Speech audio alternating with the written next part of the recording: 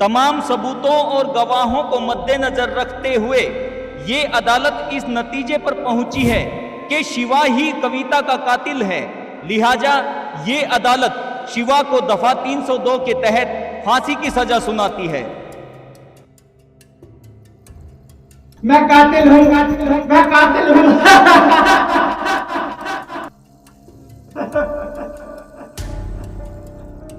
मैंने उसे मौत के घाट उतारा। मैंने उसे मौत के घाट उतारा।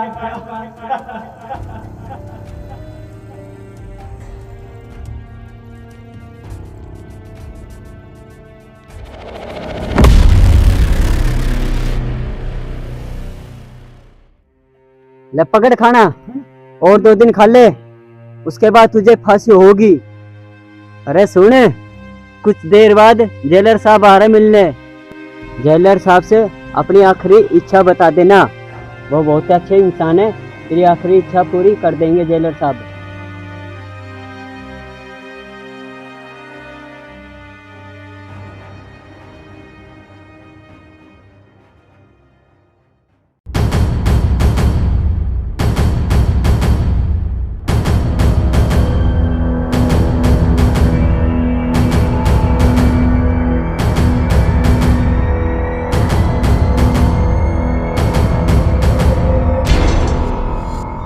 अटेंशन, खोलो इसे।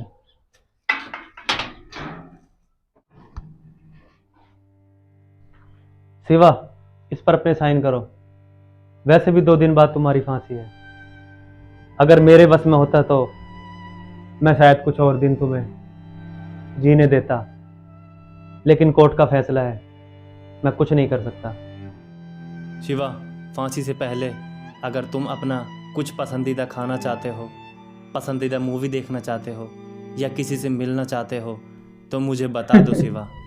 जेलर साहब, मुझे किसी से नहीं मिलना, किसी से नहीं मिलना, मुझे कुछ नहीं खाना।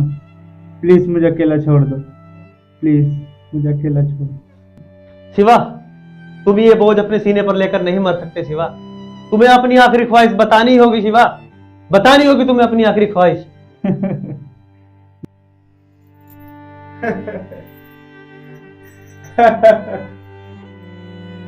तो जेलर साहब, सुनो मेरी आखिरी ख्वाहिश।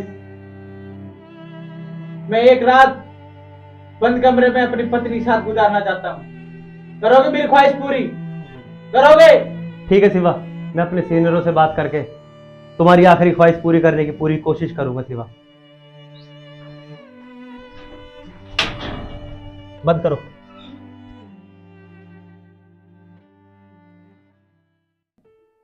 अच्छा, तो जेलर साहब आप ये बताओ, इस कैदी का जेल में व्यवहार कैसा है?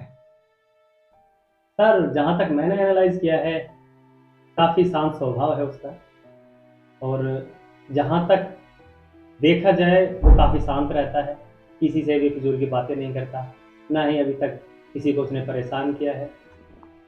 जेलर साहब, ये पहला केस हमारी ज़िंदगी में आया है और कैदी ने बड़ी अजीब सी ख्वाहिश रखी है।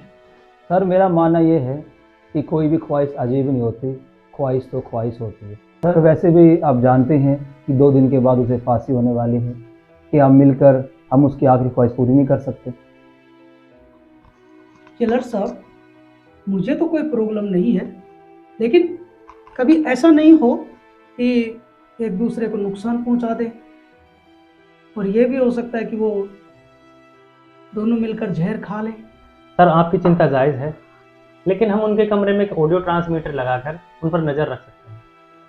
अगर उसके बाद भी कोई दिक्कत आती है तो हम तुरंत एक्शन ले सकते हैं और उन्हें जाकर अलग कर सकते हैं। तो जेलर साहब, आपका सुझाव मुझे बहुत अच्छा लगा, और संविधान के अनुसार मरने वाले की आखिरी इच्छा हम पूरी कर सकते हैं, इसलिए मैं आपको ये परमिशन देता हूँ और आपकी ये पूरी जिम्मेवारी होगी। Thank you sir. ठीक है सर, फिर मैं ये कागज़ शिवा की पत्नी को भिजवा देता हूँ और सारा बंदोबस्त कर देता हूँ। ठीक है सर, जय हिंद सर। जय हिंद।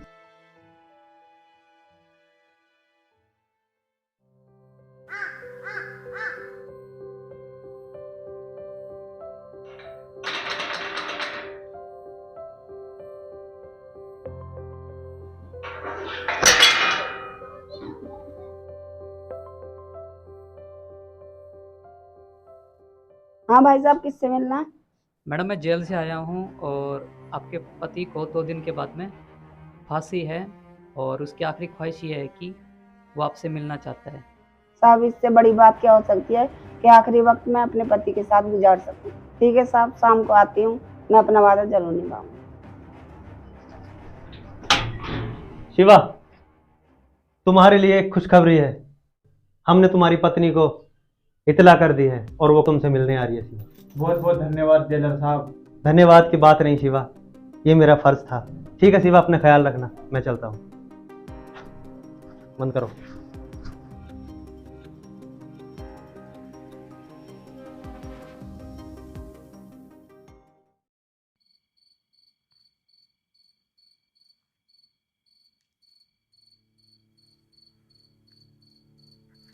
खड़ा हो ले रे, तेरी स्वागरात का समय आने लग रहा है।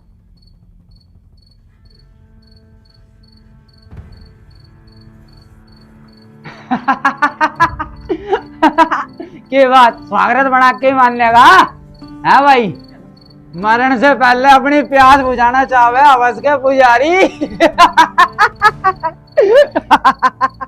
लगता है कातिल भी है तू और रंगीन मिजाज आदमी भी है तू।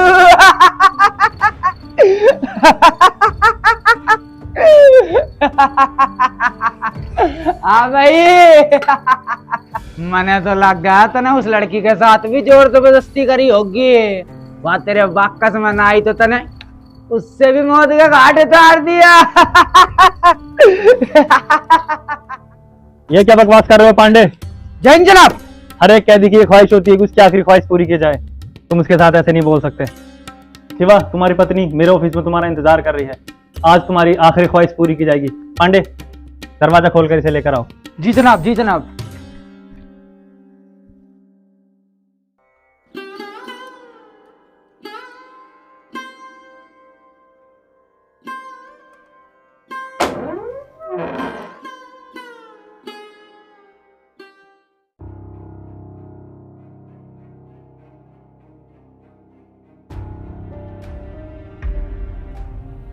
कैसी हो सुनीता?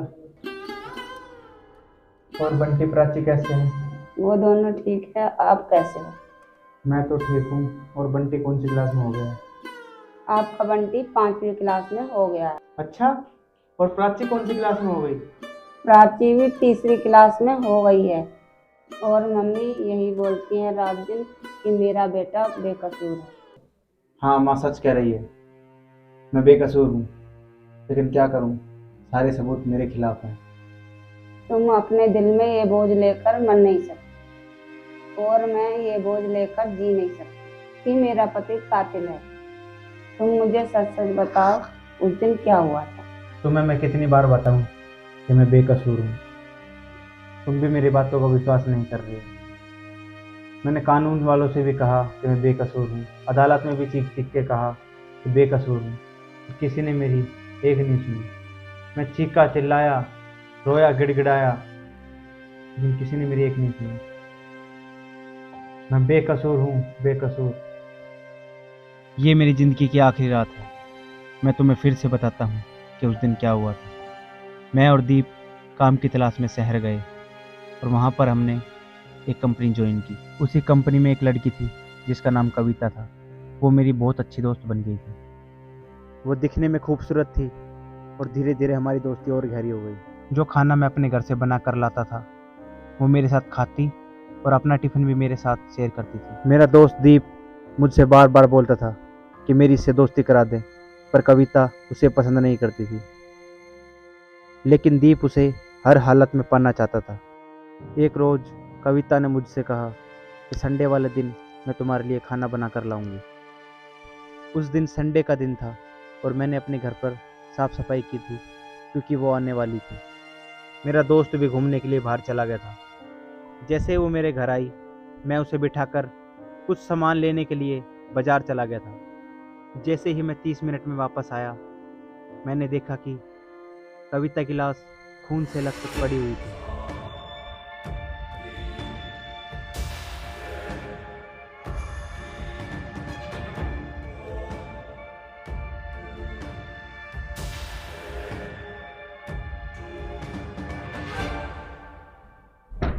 मिलने का समय समाप्त हो गया है, जल्दी करो।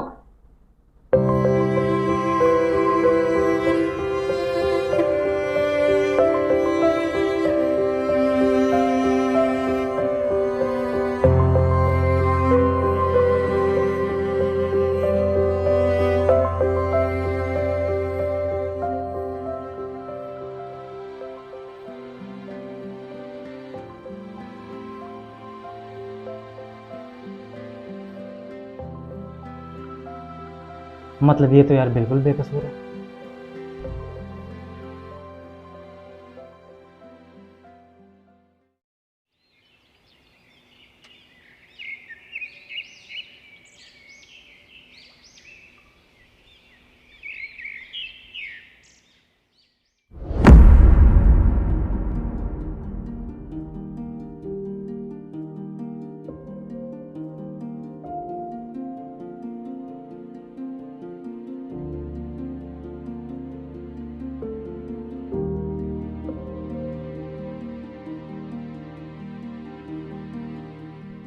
जेलर साहब का मैसेज।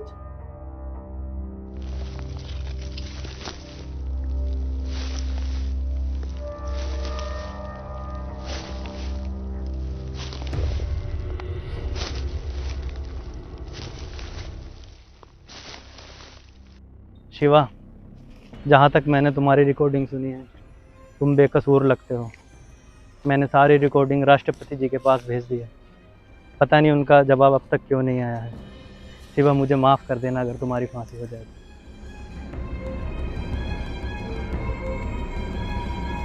सर, मैंने आपके पास एक रिकॉर्डिंग भेजी है, मुझे लगता है कि शिवा बेकसूर है। एक बार आप रिकॉर्डिंग सुन लीजिए।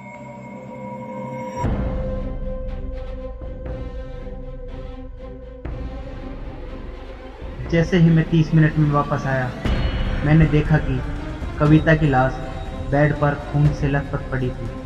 जैसे ही मैंने उसे देखा, मैं बहुत घबरा गया था। मैं उसके करीब गया, मैंने उसे हिलाया डुलाया, लेकिन उसकी सांसें नहीं चल रही थी। इतने में ही मेरा दोस्त दीप वहाँ आ गया और उसने चिल्ला चिल्ला कर पूरा मोहल्ला इकट्ठा कर दिया। पुलिस आई और मुझे गिरफ्तार कर कर अपने साथ ले जा रही थी। मैंने जाते जाते देखा कि दीप के गले पर खरोचों के निशान थे और मैंने देखा कि उसके चेहरे पर घबराहट नजर आ रही थी। मुझे पूरा यकीन है सुनीता कि दीप ही कविता का कातिल है, क्योंकि दीप मुझसे बार बार पूछ रहा था कि कब आएगी कविता, और वो मुझसे कहकर गया था कि मैं शाम तक वापस आऊँगा, और वो 30 मिनट में ही वापस आ गया। मुझे लगता है कि दीप ही कविता का कातिल है, लेकिन सारे सबूत मेरे खिलाफ हैं। मैं जेलर साहब के पास फोन करता हूँ। वर्क करना चाहते हैं, वह अभी स्विच ऑफ है।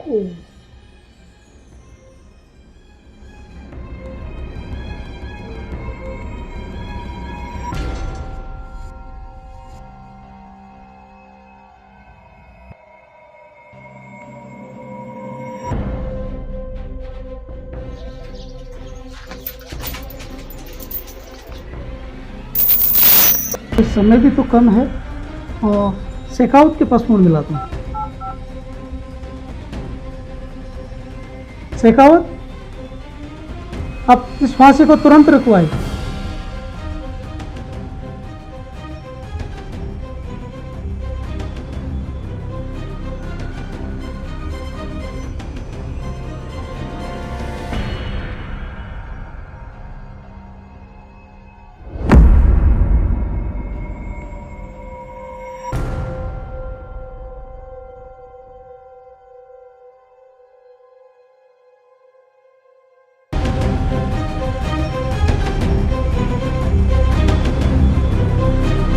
जाइए जेलर साहब, ये फांसी नहीं हो सकती।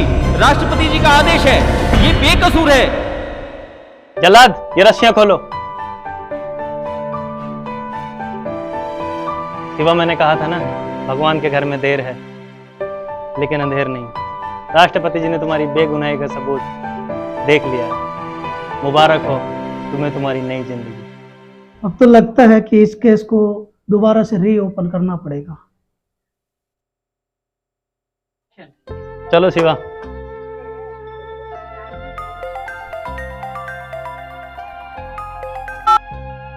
हेलो जी सर, आज शाम को? जी सर, थैंक यू सर, जय हिंद सर। क्या हुआ जेलर साहब? कुछ नहीं सिवा एक खूंखार अपराधी मुल्ला हमारी जेल में।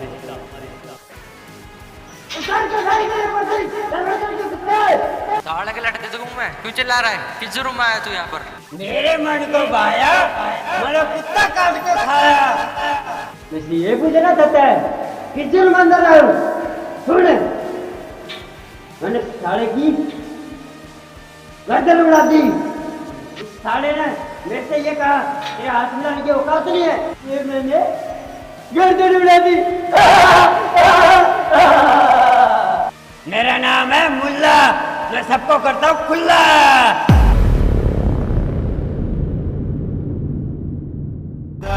It's caught in the crossfire.